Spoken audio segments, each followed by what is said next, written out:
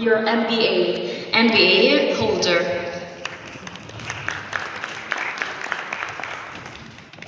And Mrs. Hana Barakot, Director of AEC Center for Entrepreneurship and Innovation. Along with our moderator, Yasmin Sami, Partner and Head of Project and Expansion at Career 180.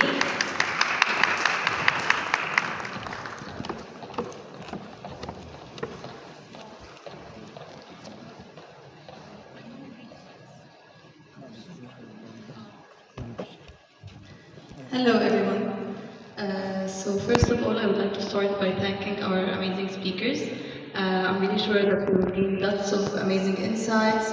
We will learn a lot from this panel. So I'm really excited to start this amazing piece of content. And thank you all for all our attendees. It's really our pleasure to have you here. So hopefully we have an interesting panel. So before we start, I would like to start with a quick round of introductions.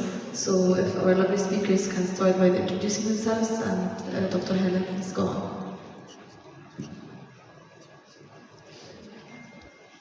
Okay, hi, thank you. It's my pleasure to be here today, and thank you for the invitation to sit on such a panel with distinguished speakers and very important and lively topic.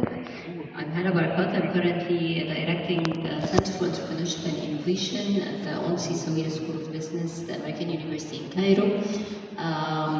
Before that, my background actually coming from banking and finance. I'm an entrepreneur myself. I had initiated a startup some time ago, and then I delved into the entrepreneurship and innovation field, both as a supporter to this ecosystem, a researcher. I also teach entrepreneurship at AUC and different other universities. Thank you. Strong. Assalamu alaikum. My face might look a bit unfamiliar just because I arrived a couple of hours ago, so excuse me if we've not connected yet. My name is Abdi Kurt. I'm a physicist by trades.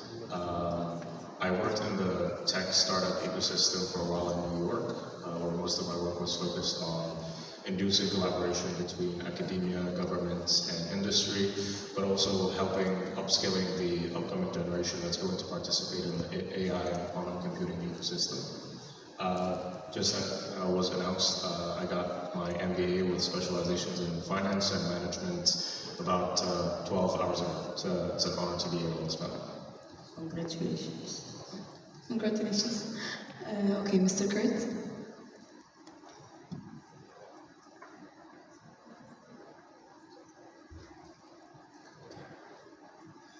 Thank you.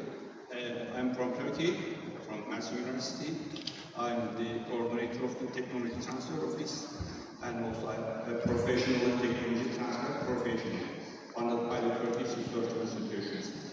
So we are involved, hugely in the research, innovation, and entrepreneurship oriented projects in our university. I'm a Horizon 2 person.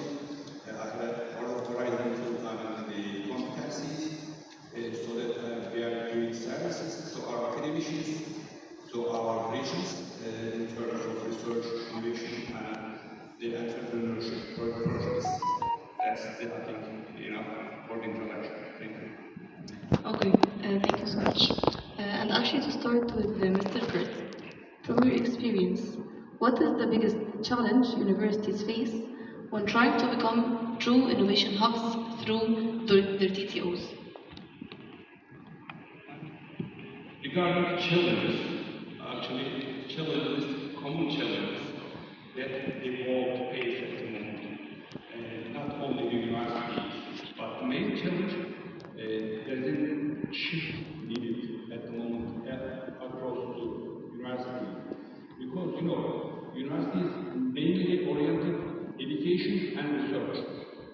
That's all. But the world is changing, and the university also follow this changing. Or the main agent they should be the main agent of this changing actually. So they are lagging behind at the moment from the private sector. Private sector really,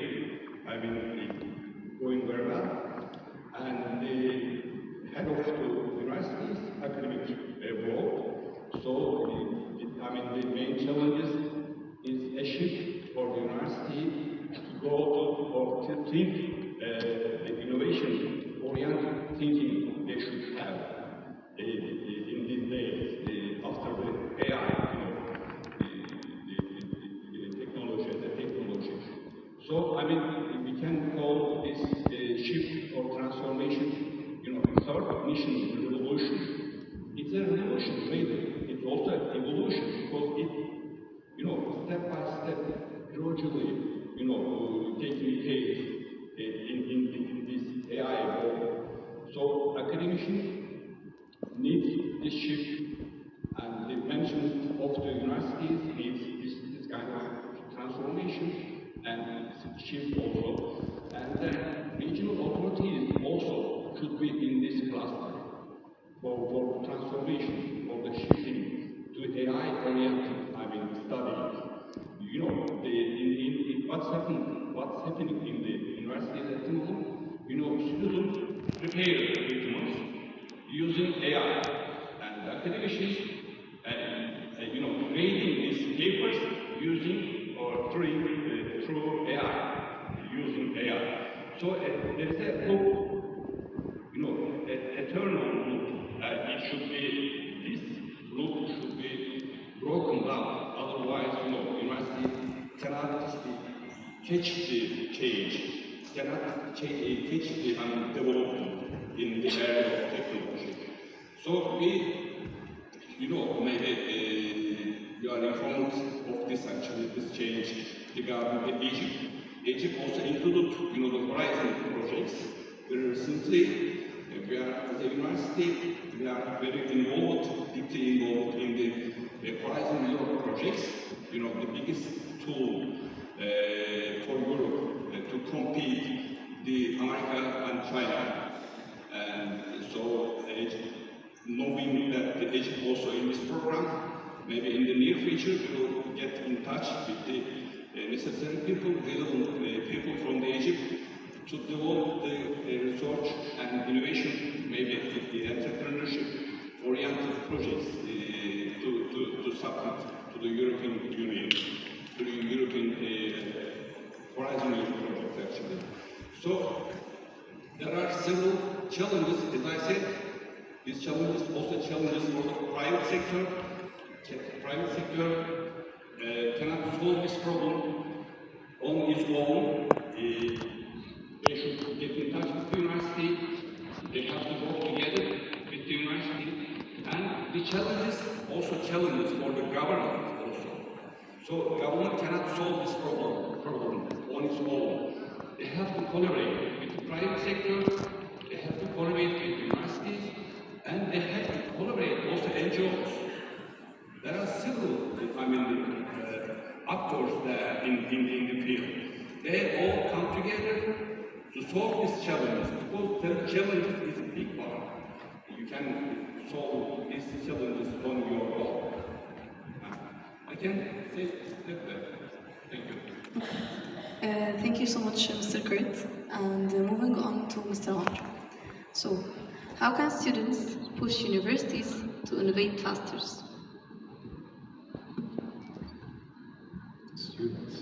That's a tough question, because students generally have very low negotiating power when it comes to academic institutions. I think maybe a double-pronged approach where the board of the university itself allows for some degree of student autonomy in making the decision of what type of funding goes into what, and the students get some degree of access to making that choice.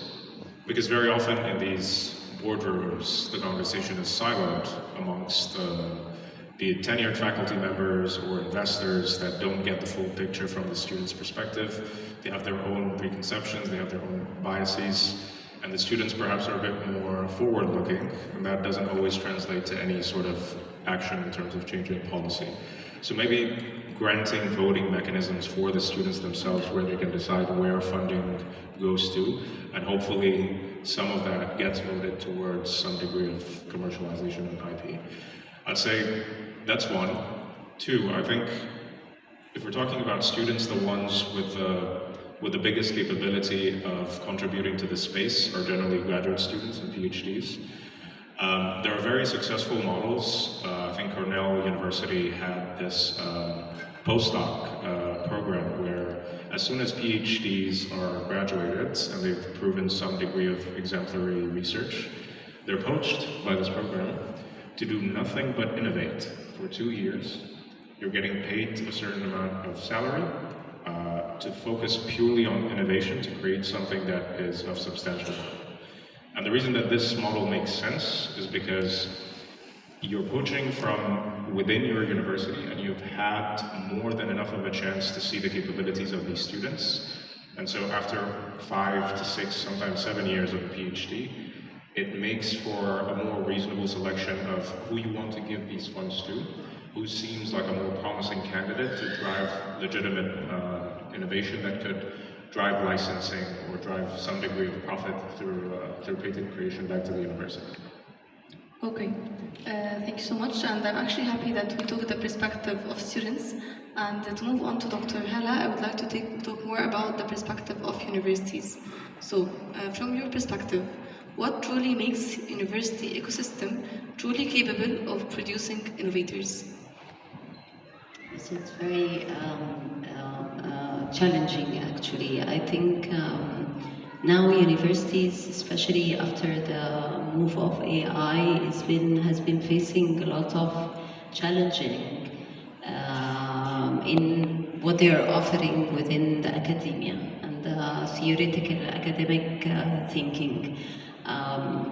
Lots of universities now, especially in our region, are facing lots of academic resistance from students concerning the use of AI into their progression and into their actually daily studies. I think what could be done is that to have a shift on a way of how we actually teach different academic disciplines. As Amr said, students need more autonomy actually on how to progress in their studies.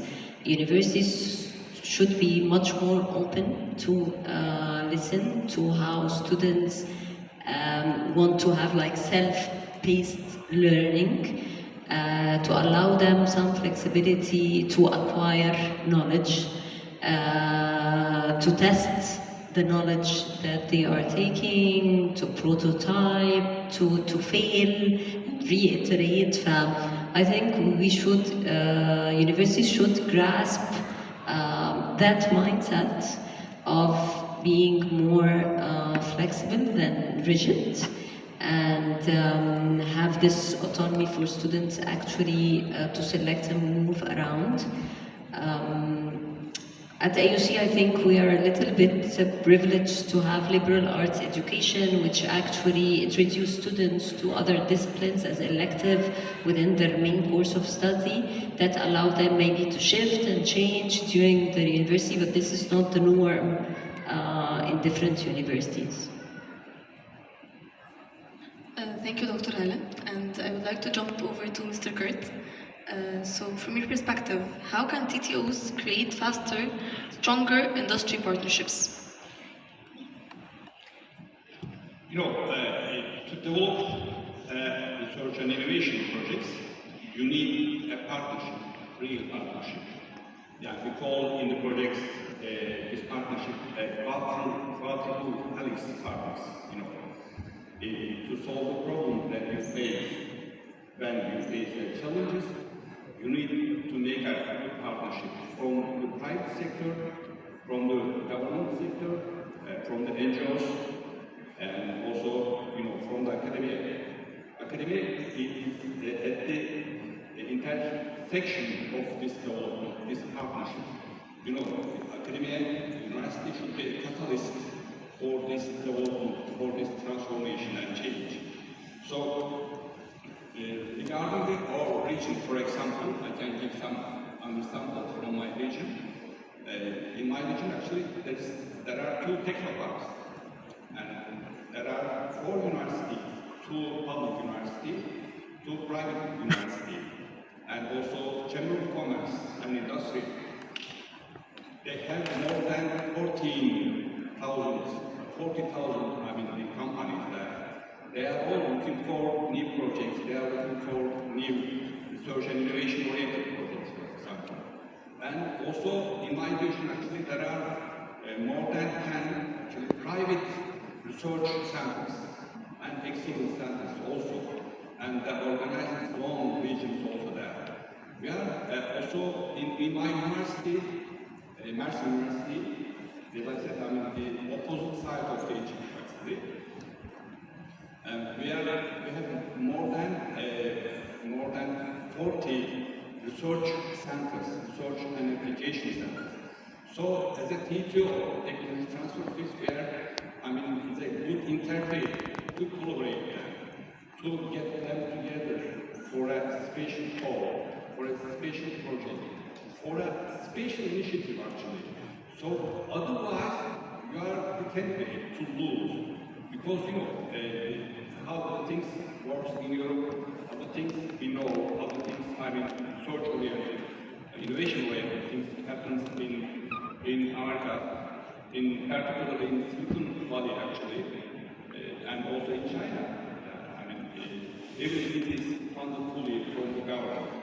They need to come together to make a good partnership.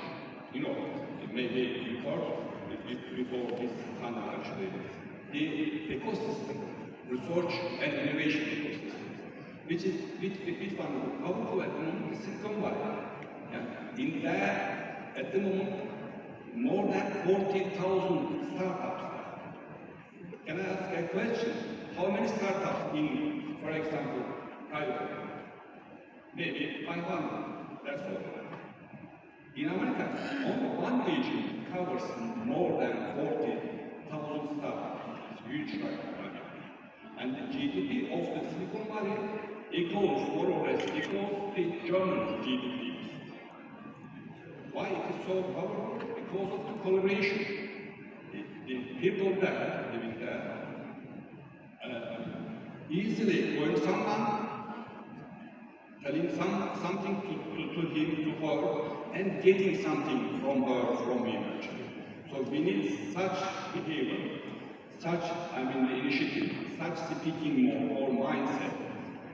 Otherwise, we are a candidate to lose because the world is very dynamic, and with the AI actually, speed is very, very high. Yeah. Thank you. Moving from the skill partnerships to students, Mr. Amr, what is the biggest gap between classroom learning and real innovation? It's huge, that's for starters. I think, so there are some institutions that do take entrepreneurship a bit more seriously, and there's more formal education. And that's always a good start to teach the student what funding means, what it means to start a venture. But in theory, that does not translate to legitimate entrepreneurship, where if someone takes this entrepreneurship class, you're then going to, by default, become a venture owner or a business creator. I think a missing element from our education system, higher education system, even earlier on, one is an understanding of finance. And I can quote myself, for lack of a better example. I've done an undergraduate degree in physics. I've done a master's degree in applied physics at NYU New York. And I was completely ignorant of anything that has to do with finance or business. I had to take an MBA to understand. And I realized that this was not the common experience for everyone across the world. So my American counterparts or my European counterparts, there's some degree of exposure to what entrepreneurship means. They understand how a venture capital network works, as opposed to here, where this is perhaps something that students are introduced to only if they go into this niche field of wanting to innovate or wanting to create businesses or wanting to patent their ideas. I think we need to be a bit more proactive with what we're teaching our students so that they understand early on that, okay, it's a cool thing for you to be an engineer, it's a cool thing for you to be a doctor or a lawyer, whatever it is, but it's also possible for you that regardless of what your domain expertise is, that there is this avenue where you would be able to create value by licensing innovation. And I think exposing students early on, even at the high school level, before higher education, is of utmost importance to embed that into the culture so that it's a pragmatic change. We cannot receive students into higher education with no training, with no exposure to finance or entrepreneurship, and then create this incubator program, idea to prototype, prototype to market, and then expect fruitful results to come out of it. Entrepreneurs aren't born naturally. You need mentors. You need people to expose you to the sciences of entrepreneurship early on. So I would say that's something that's missing from a student's portfolio, and perhaps this is a ministry level consideration to take rather than institutions. Institutions could definitely play a huge role, but if we want change at scale, that needs to happen socially first, from an education perspective. Thank you so much, Mr. Amr, for these insights, actually. And moving on to Dr. Hala, which universities' interventions create the highest impact in entrepreneurship? Okay, so I'll talk from our experience at the American University in Cairo and like my past work with students. Actually, as all students, because we have seen this hype on entrepreneurship that started in our region some time ago, when everyone and every student just want, coming into university, just want, I'll take an entrepreneurship course and start my own small venture, and I'll be a unicorn at some time without having basics knowledge of finance, for example. For this hype was very large at the beginning, and we wanted really to provide students what's before being like starting thinking about your own business, and what are the skills you need personally in order to make you capable not only to start a venture but to sustain this venture and grow it. We start with like programs that provide this mindset at the beginning to the students who really want to have the ventures. Also, how to look for innovation, innovative ideas, solutions.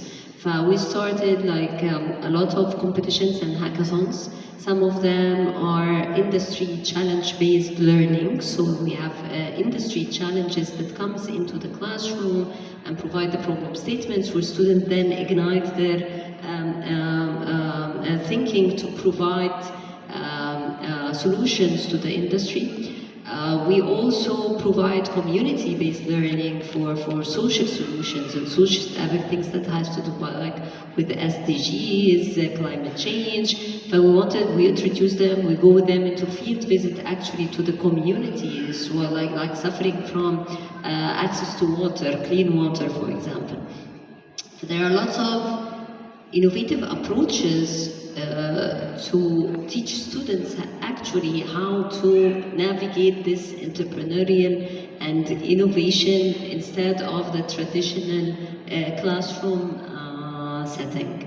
But it's very important. We use also design thinking approaches in all of these programs so that students can have empathy actually at the beginning towards what they are tackling. I think this has helped also a lot.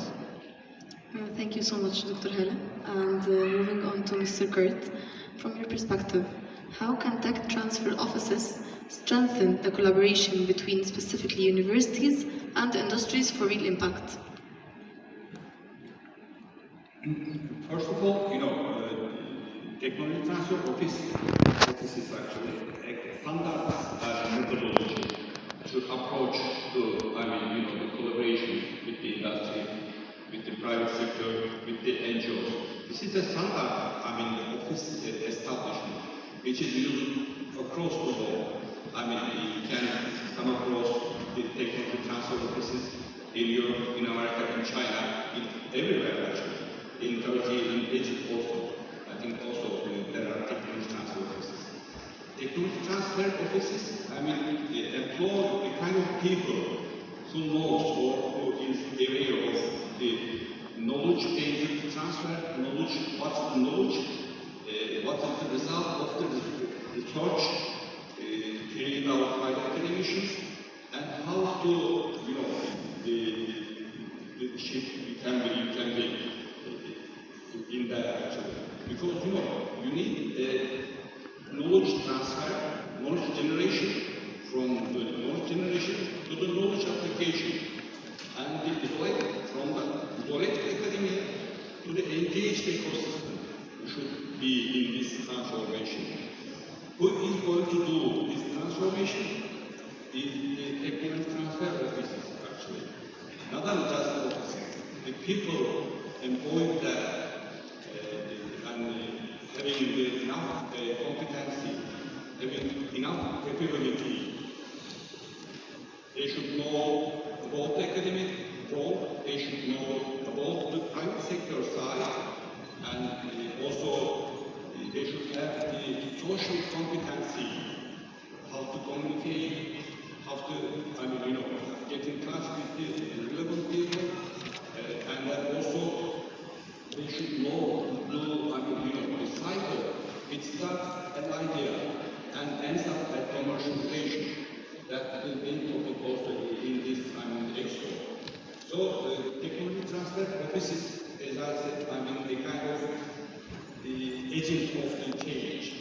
So you have to pay attention to the people working there. So because it's a pivotal tool that gives services to the whole region, to whole university, and the whole private sector, things like that.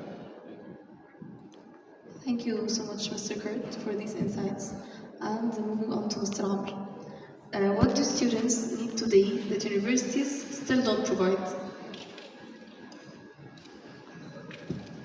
Is this across everything or specifically for entrepreneurship? No, we're focusing today on entrepreneurship and research, yeah. Because there's a long list. I think one of the main challenges that let's perhaps shift to the term innovators rather than entrepreneurs. Some of the biggest challenges that innovators at the university level face is establishing IP.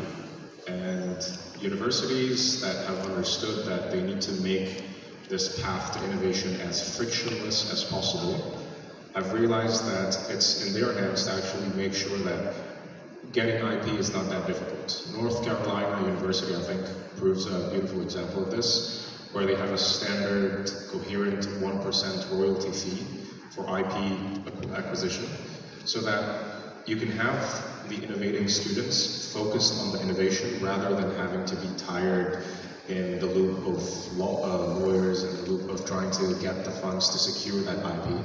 So I think it's the responsibility of the universities, if they want this innovation to be in-house, to be born from within, to facilitate that IP acquisition process as much as possible. I think that's one. Another, just to be super pragmatic, is funding. Universities need to acquire more funding. A very good example of this is KAUST in Saudi Arabia. They have a portfolio of startup companies that is now over $2 billion, and they've managed to secure $1 billion in funding for their portfolio companies at KAUST. And this is no trivial act for a university that was only created less than 2 decades ago. Across the region, we have universities that have spanned centuries. As a matter of fact, the oldest running university in the world is in our region, in North Africa, in Morocco, Jamiat al-Qarawiyyin in Fez. And so the KAUST model serves as something that perhaps gives us a glimmer of hope that this is something that you could turn around very quickly. You just need to be able to acquire the funds. And then that goes into a different question as to how do you acquire those funds? Is it from the public sector? For the GCC countries, this is a no issue because they have a lot of state wealth that they can deploy. But if that is an area that you're lacking in your own state, then you'll have to find some degree of attractive premises to attract foreign direct investments, FDIs. And that's a whole different conversation. But funding, if we're trying to be as pragmatic and as realistic as possible, students need to receive funding to be able to create a proof of concept or provide an MVP for whatever that they're trying to suggest, so that, once again, they're focused on the innovation rather than tirelessly worrying about the cash and the IP generation. Thank you so much, Mr. Amr. And moving on to Dr. Hala. So, what is the one cultural shift universities must make to lead the third mission? It will not be only one. There will be a lot of culture shifts. If we have multiples, please go on.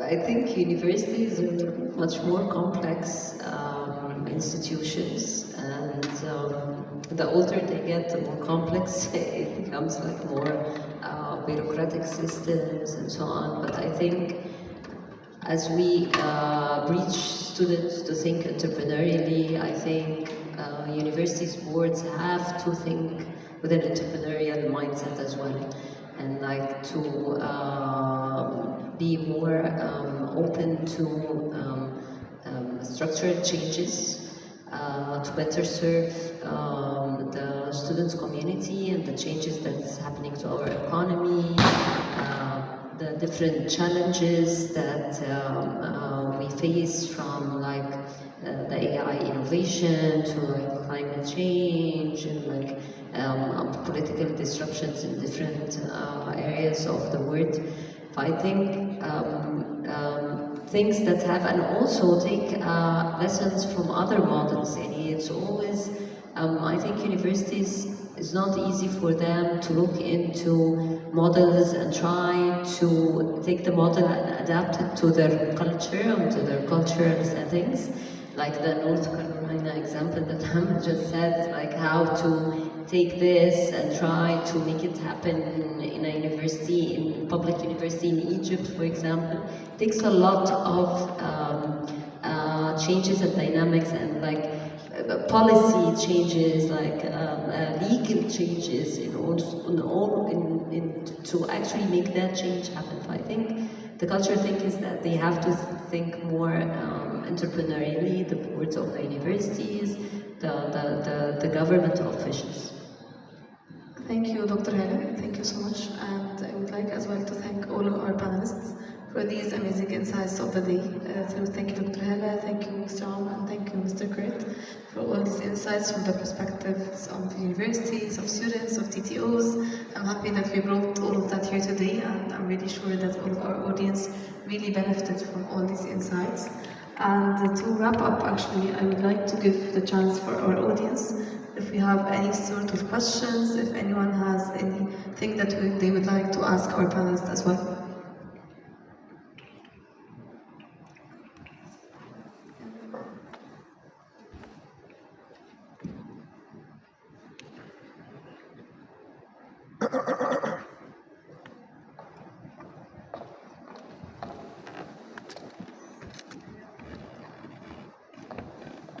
Thank you very much.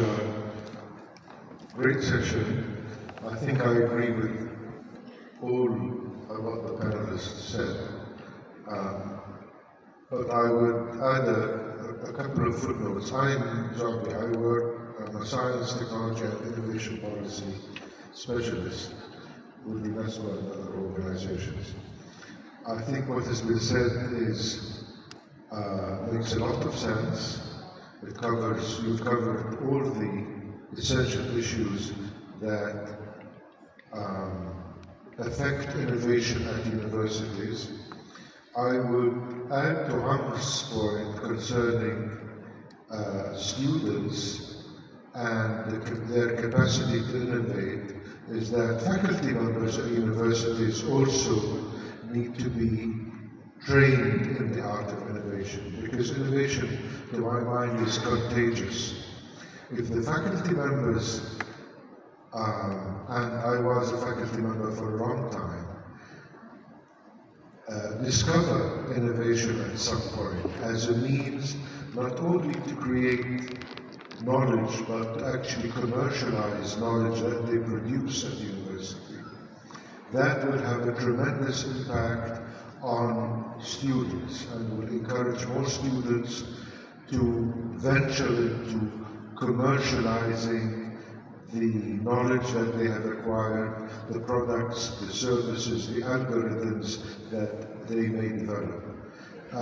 So I think we need not only to educate students and provide students with finance, but we need to also educate faculty and somehow encourage faculty members, some of whom have fantastic innovations historically that have appeared in academic papers, to think of patenting, to think of commercializing, to think of venturing into this mysterious world of commercializing knowledge.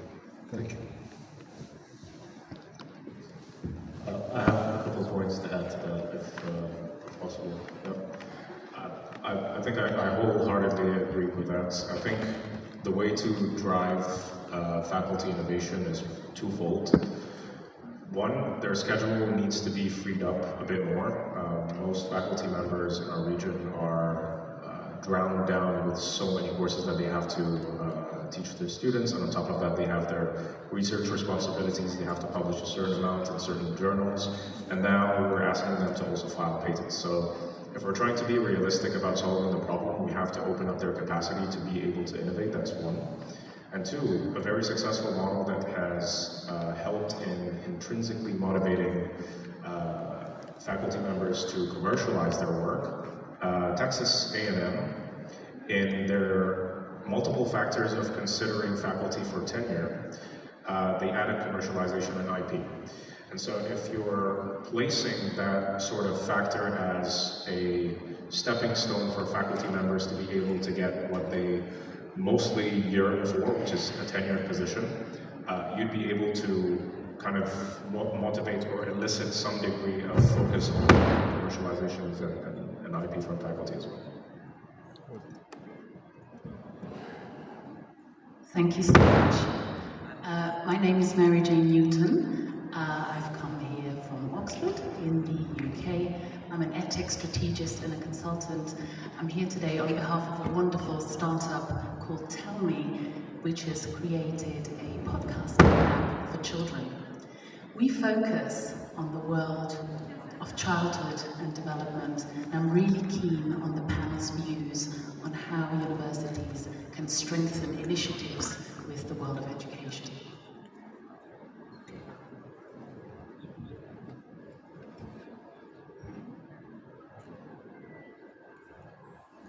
Maybe I can say something, yeah. I mean, I think you mentioned both the innovation and education, and the members, the faculty members also need to be educated on innovation. Innovation, of course, is a different thing actually. You know, maybe let me give an example of this actually. You know, Lady Gaga, the famous singer, and she said that if the God calls you to pick up this telephone or phone, this is the innovation happens. This is when the innovation is happens. There is no need to educate, to get education, to get educated, because if the idea is powerful and write down this, the idea and follow this idea, this is the innovation when it starts actually. Regarding the child education, because you know, in the faculty, let me give also again about this example about the faculty members. Some faculty members, this is the things I face in my university, the paper oriented. They are very aware, very passionate about developing papers, creating papers. But some are different behavior. They are working differently because they are innovation oriented. They have innovation oriented DNA. So they are focusing on innovation. They can change him or her actually, because from birth they already have an innovation oriented DNA, can change it. But if the paper-based people or child, then, I mean, wherever the education you get, they cannot change their, DNAs. So you have to be selective to reach out to right people, even if in the child, even in the young ages. So if you reach out to the right person, right people, right woman, right child, then you can change your environment first, then you can change your university later, maybe patient, maybe more actually.